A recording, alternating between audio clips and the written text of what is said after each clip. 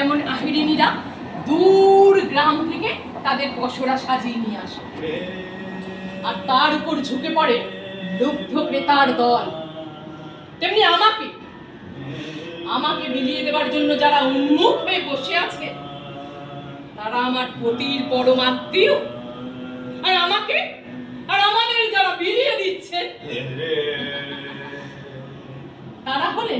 তারা হলেন আমার পঞ্চস্বামী, যারা একদিন মঙ্গলসূত্র হাতে নিয়ে তাদের অধিকার স্থাপন করেছিলেন আমার উপর। এই রাজগৃহে দাঁড়িয়ে আমাকে জানতে হলো, ঠিক বলছি? এবার দেখ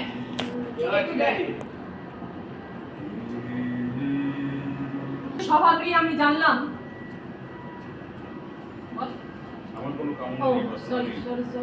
এই রত্নমণ্ডিত সভাগৃহে আমি জানলাম আমার কোনো বাসনা নেই।